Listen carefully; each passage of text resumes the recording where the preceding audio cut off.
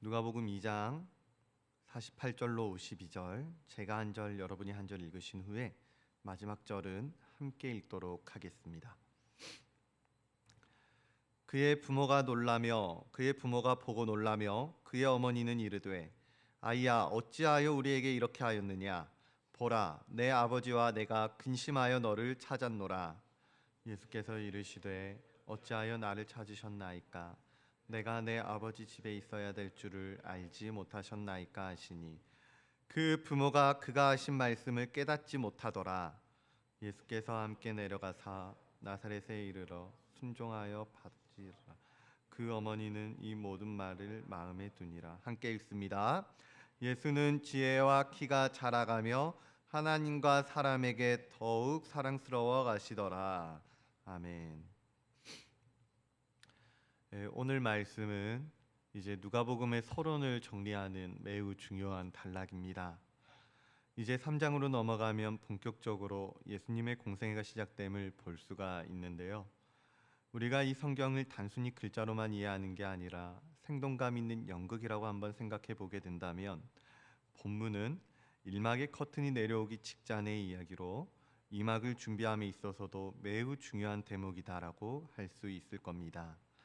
그러면은 머릿속에 한번 그림을 그려 가시면서 오늘 말씀을 따라와 보시면은 좋을 것 같습니다. 제가 쭉 한번 가볼게요. 40절에서 조명이 한번 꺼지고 나레이션이 깔립니다.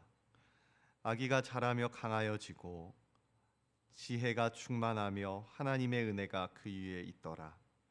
그리고 다시 조명이 켜지면서 예수님의 12살 이야기를 짤막하게 소개한 것이죠. 그리고 그 후에 52절에 다시 조명이 꺼지고요, 마찬가지로 나레이션이 깔립니다. 예수는 지혜와 키가 자라가며, 40절에서 아기가 자라며 라고 했던 것과 비슷하게 예수는 지혜와 키가 자라가며 하나님과 사람에게 더욱 사랑스러워 가시더라 라고, 이렇게 성장과 성장 사이에 있는 이야기를 가지고 누가복음의 1막은 마무리가 되는 겁니다. 그리고 이제 커튼이 닫히는 것이죠. 그렇다면 성경이 예수님의 12살을 기록하고 있는 것에는 분명 어떠한 목적이 있는 것만 같은데, 어쩌면 우리는 이미 이 본문의 의도를 제대로 파악하고 있을지도 모르겠다는 생각이 듭니다. 왜냐하면은 이 본문은 예수님이 어떤 분이시고 또 앞으로 어떤 일을 해나가실 것인지에 대한 예수님의 정체성에 대해서 얘기하고 있는 구절이기 때문입니다. 자, 성경을 한번 보십시오. 누가복음 2장 48절, 예수님이 부모님과 함께 유월절을 지키려고 예루살렘에 올라갔을 때의 얘기입니다. 그런데 이때 예수님은 부모님을 따라 나사렛으로 내려가지 않고 예루살렘에 머물러 계셨거든요. 그래서 뒤늦게 이 사실을 한 요셉과 마리아가 예수님을 찾으며 예루살렘으로 되돌아왔고, 그곳에서 랍비들 중에 앉아있는 예수님을 보게 된 것입니다. 그리고 말하는 거예요. 누가복음 2장 48절, 그의 부모가 보고 놀라며 그의 어머니는 이르되, 아이야, 어찌하여 우리에게 이렇게 하였느냐? 보라, 내 아버지와 내가 근심하여 너를 찾았노라. 그랬더니 예수님의 대답이 놀랍습니다. 예수께서 이르시되, 어찌하여 나를 찾으셨나이까? 내가 내 아버지의 집에 있어야 될 줄을 알지 못하셨나이까 하시니. 우리는 이 구절을 보고 흔히 예수님께서 성부 하나님을 아버지로 언급하신 첫 번째 구절이다 라고 이해를 하고는 합니다. 맞습니다. 맞는 말이죠. 그런데 예수님께서 아버지의 집이라고 부른 이 단어에는 예수님이 하나님의 아들이라는 신성을 드러내는 것 외에 또 하나의 중요한 의미가 담겨져 있습니다. 그것은 바로 예수님의 사명에 관련이 된 것인데요. 실제로 공생애 가운데 예수님은 성부 하나님께서 계획하신 하나님의 일을 이루어 가실 것입니다. 그런데 지금 쓰인 이 내 아버지의 집이라는 표현이 바로 예수님의 사명을 가리키는 단어다라는 것이죠. 그래서 우리가 실제로 이 내 아버지의 집이라고 번역된 헬라어 원문을 보면은 엔토이스툼 파트로스무 이렇게 되어 있는데요. 이거는 크게 기억하실 필요는 없는데, 여기에 토이스라는 대명사가 있어요. 근데 이 대명사가요, 여기 집이라고 번역된 단어입니다. 그런데 이 단어를 킹 제임스 버전이라는 영어 성경에서는 My father's business, 내 아버지의 일이라고 번역을 하고 있기도 합니다. 그렇다면은 49절의 예수님은 내가 반드시 아버지의 일에 관여하여야 할 줄을 알지 못하셨습니까? 라고 되묻고 있었던 게 될 수도 있다라는 것이죠. 네. 그래서 저는 좀 이 구절을 내 아버지의 집이라고 돼 있는 번역보다는 내 아버지의 일이라고 번역을 해서 우리가 이해를 하게 된다면 우리가 영국어로 이 본문을 좀 이해하는 것에도 그리고 그 다음으로 하나님의 사역에 이어가는 것에도 조금 더 유익이 있지 않을까 하는 그런 생각이 좀 들었습니다. 예수님은 계속해서 다음 장을 준비해 가고 있습니다. 이를 위해 강해지기도 하시고 자라나기도 하시고 지혜가 충만해지기도 하시며 지혜와 키가 자라고 더욱 사랑스러워지기도 하셨습니다. 몸과 마음만 아니라 영적으로도 성장해 가고 계시다는 사실을 말씀해 주시는 것이죠. 그런데 이 모든 일은 단순히 예수님이 성장하셨습니다. 그래서 좋았고요. 이제 다음 장으로 넘어갈 준비가 됐습니다. 정도의 변화를 전달하기 위한 구절은 아닌 것 같습니다. 오늘 본문에는 분명한 목적이 있습니다. 그것은 예수님의 성장에는 이 땅의 다른 어떠한 가치가 아니라 하나님의 뜻을 이루기 위해 예수님의 성장에는 내 아버지의 일을 하기 위해 자라가신다는 것입니다.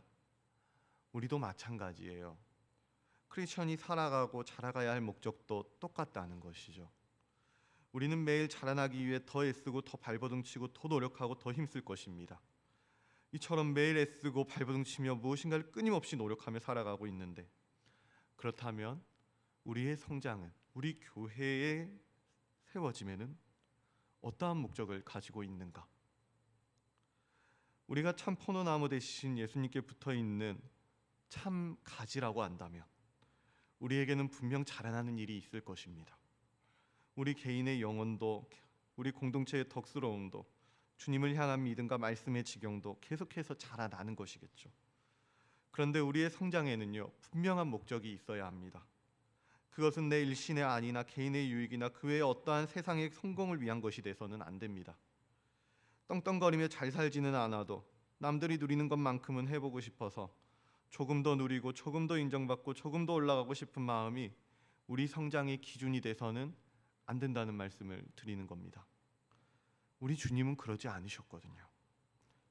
우리 주님은 가장 낮은 자리로 오셨고 약하고 가난한 자들의 이웃이 되셨고 죄인을 사랑하셨고 헐벗은 채로 십자가에 매달리셨습니다.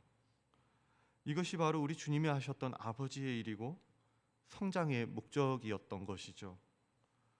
그렇다면 우리가 성장하는 목적 또한 예수님처럼 하나님의 뜻을 이루고 아버지의 일을 하기 위함이 되어야만 합니다.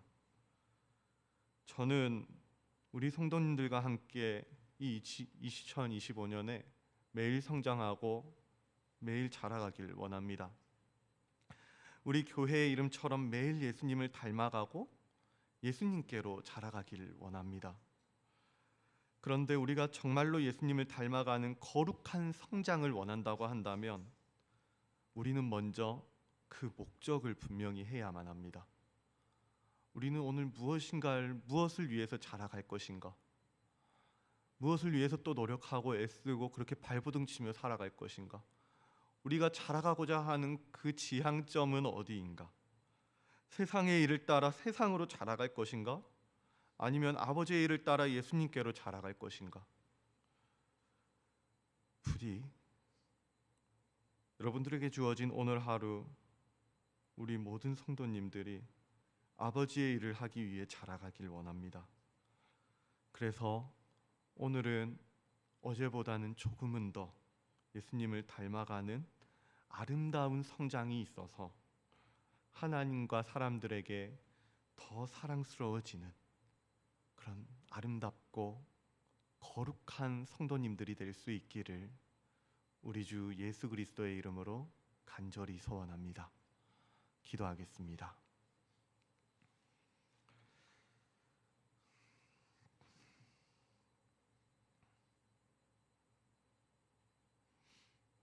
사랑과 은혜가 충만하신 하나님, 오늘도 아버지의 일을 이루시기 위해 예수님을 자라나게 하시고 우리의 본이 되게 하여 주시니 그 은혜에 감사를 드립니다. 주님, 우리는 오늘도 성장하기 위해 무던히도 애쓰며 살아갑니다. 그러나 이 모든 성장이, 노력이, 발버둥침이 주님께서 아버지의 뜻을 이루기 위해 성장해 가셨듯 우리 또한 아버지의 뜻을 따라 매일 주님께로 자라가고 매일 주님께로 성장하는 거룩한 우리 예봉 공동체가 되게 하여 주시옵소서. 그래서 우리 교회 모든 성도님들이 오늘도 예수님처럼 더욱 사랑스러워지는 그런 기쁨 또한 맛보게 하여 주시옵소서. 감사드리며 오늘도 우리 본이 되어 주시는, 그래서 우리를 주님을 닮아가게 하여 주실 우리 주 예수 그리스도의 이름으로 기도드리옵나이다. 아멘. 이 시간 우리가 좀 두 가지 기도 제목을 놓고 함께 기도했으면 좋겠습니다. 먼저는 들었던 말씀을 따라서 하나님 아버지, 예수님께서 아버지의 뜻을 위해 자라나셨던 것처럼 우리도 세상의 가치가 아닌 아버지의 일을 위해 성장할 수 있도록 우리의 마음을, 우리의 영혼을, 우리의 하루를 붙들어 주시옵소서. 그래서 우리의 지혜와 믿음이 매일 자라나서 하나님과 사람들에게 더욱 사랑스러운 그런 기쁨이 있는 인생들이 되게 하여 주시옵소서. 또한 우리 어제에 이어서 계속 중고등부 수련회를 놓고 기도했으면 좋겠습니다. 청년부 수련회도 같이 놓고 기도했으면 좋겠습니다. 기도를 하면 할수록 하나님의 일은 하나님께서 하시는 것이라는 확신이 생기는 것 같습니다. 아무리 내가 발버둥치고 노력하고 애쓰고 계획하고 그렇게 철저하게 준비를 한다고 해도 하나님이 일하지 않으시면 하나님의 생명이 살아나는 일은 기대하기는 참 어려운 것 같습니다. 그러니 우리는 기도하고 믿음으로 나아갈 터이니 이 백성은 아버지께서 살리시고 아버지께서 세워 주시옵소서. 우리 이 겨울 수련회가 주님의 일호와 주님의 회복으로 충만케 하여 주시옵소서. 우리의 연약함이 아니라 아버지의 탁월함으로 주님의 생명이 싹트게 하여 주시옵소서. 아버지의 역사를 이뤄 주시옵소서라고 이렇게 기도하신 후에 우리 가져오신 기도 제목을 가지고 하나님 앞에 기도하며 나아가도록 하겠습니다. 기도하겠습니다.